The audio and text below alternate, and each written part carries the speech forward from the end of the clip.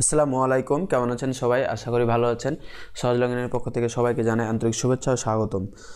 গত পর্বে আমরা শিখেছিলাম কিভাবে একটা বেসিক ফাইল তৈরি করতে হয় HTML এর, এবং HTML এর কিছু কোড সম্পর্কে জেনেছিলাম।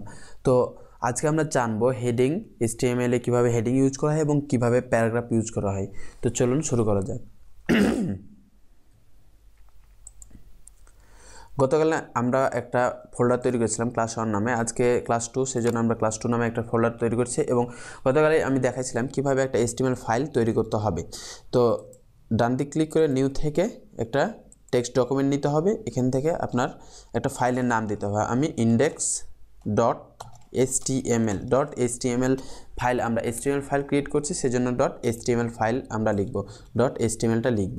আর ডটের ওই পারে ইন্ডেক্সের জায়গায় যে কোনো আপনার নাম দিতে পারেন। আমি index.html নামে নামকরণ করলাম ফাইলটায়। তারপর এন্টার দেওয়ার পর এস দিলে এই ফাইলটা ক্রিয়েট হয়ে যাবে। তারপর একে ডান দিকে ক্লিক করে এডিট উইথ নোটপ্যাডে ওপেন করব। আমরা দেখেছিলাম যে HTML লেখার জন্য প্রথমে ডক টাইপ ডিক্লেয়ার করতে হয়। ডক টাইপটা আমি প্রথমে ডিক্লেয়ার করে নিচ্ছি, ডক টাইপ HTML। তারপর HTML লেখার জন্য আমাদের যে ট্যাগটা HTML প্রোভাইড করেছে সেটা হচ্ছে HTML। এটা হচ্ছে ডাবল ট্যাগ। ট্যাগ প্রধানত আমি বলেছিলাম দুই প্রকার, একটা হচ্ছে সিঙ্গেল ট্যাগ, একটা হচ্ছে ডাবল ট্যাগ। সিঙ্গেল ট্যাগের হচ্ছে কোনো এন্ডিং সেকশন নাই, বাট ডাবল ট্যাগের এন্ডিং সেকশন আছে। এন্ডিং সেকশনটা এইভাবে দিতে হয়। HTML যেহেতু ডাবল ট্যাগ, HTML আমি এন্ডিং সেকশন দিলাম। এবং HTML দুইটা পার্ট থাকে, একটা হচ্ছে হেড পার্ট, হেডে হচ্ছে ডাবল ট্যাগ, এটাকে ক্লোজ করে দিলাম, হেড পার্ট। আর একটা হচ্ছে থাকে বডি পার্ট।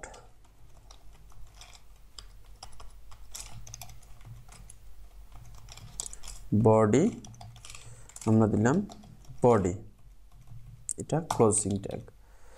আমরা বডি ট্যাগের ভিতরে যাবতীয় HTML লিখব। এবং হেড ট্যাগের ভিতরে আরেকটা ট্যাগ আছে, সেটা হচ্ছে title tag.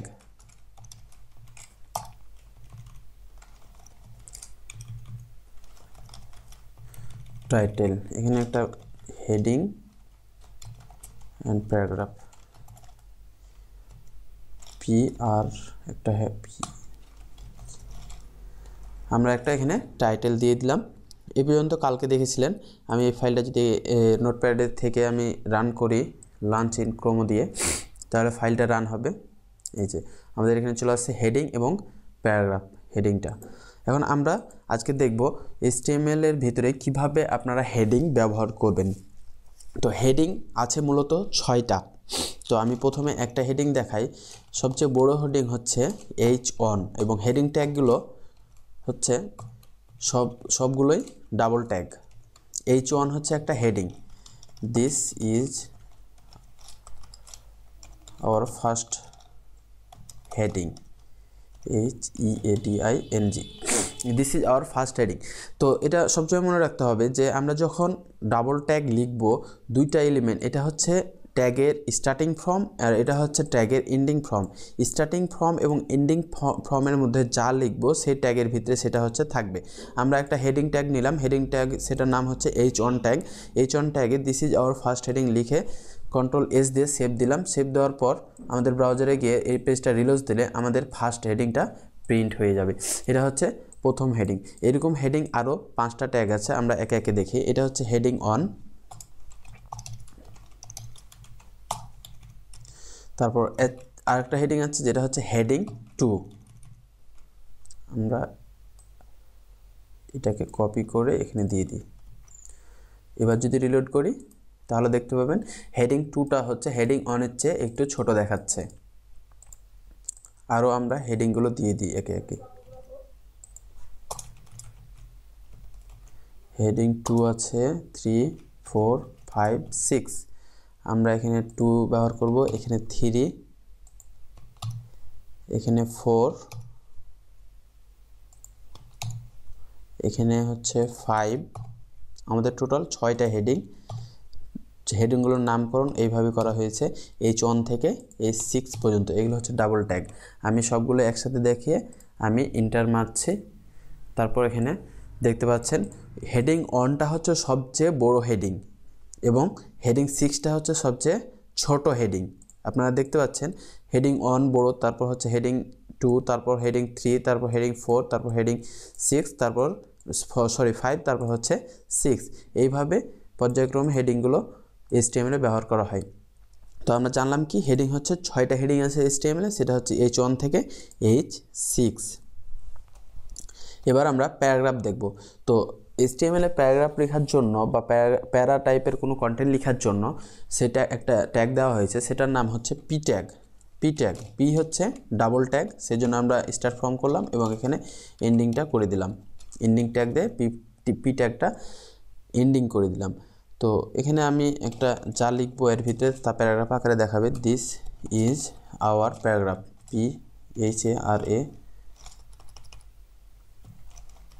PHARAGRAPH, this is hour paragraph. এখান থেকে আমরা একটা ইন্টার দিলাম, একটু ফাঁকা করলাম। দিস ইজ আওয়ার প্যারাগ্রাফ, এই টেক্সটটা আমি পি ট্যাগের ভিতরে রাখলাম। এখন যদি আমি এখানে রিলোড দিই তাহলে এটা প্যারাগ্রাফ আকারে দেখাবে। আপনারা যদি এখান থেকে স্পেস দিতে থাকেন তারপরও সেভ করেন, তাহলে দেখেন কি আউটপুটটা থাকে, আউটপুটটা সেম থাকবে। কারণ HTML-এ এই স্পেসগুলো কাউন্ট হয় না, আপনি যতই স্পেস দেন না কেন এই স্পেসগুলো HTML-এ কাউন্ট করবে না।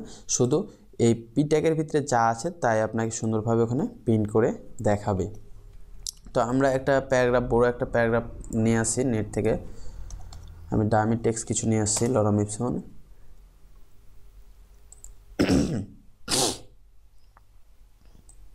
আমি এটা ধরেন একটা প্যারাগ্রাফ আমি এখান থেকে কপি করলাম, কপি করার পর এটাকে আমি পি ট্যাগের ভিতরে দিলাম। পি ট্যাগের ভিতরে দেওয়ার পর সেভ যদি দিই, সেভ দেওয়ার পর যদি আমি এখানে রিলোড দিই তাহলে এটা প্যারাগ্রাফ আকারে আমরা দেখতে পাবো। আপনারা নিশ্চয়ই দেখতে পাচ্ছেন এখানে প্যারাগ্রাফ আকারে দেখাচ্ছে। তো আমরা HTML-এ প্যারাগ্রাফ ইউজ করতে চাইলে তার জন্য ট্যাগ যেটা আছে সেটা হচ্ছে পি ট্যাগ। এবং আমরা হেডিং যদি ইউজ করতে চাই তাহলে হেডিং আছে মোট 6টা, H1 থেকে H6। এই কয়টা হেডিং ইউজ করে আপনি যে কোনো ধরনের হেডিং তৈরি করতে পারবেন HTML-এ, এবং প্যারাগ্রাফ লেখার জন্য রয়েছে পি ট্যাগ।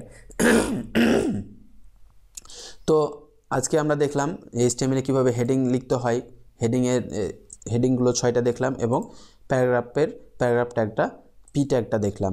তো আগামী পর্বে আমন্ত্রণ জানিয়ে আজকে এখানে বিদায় নিচ্ছি। আল্লাহ হাফেজ।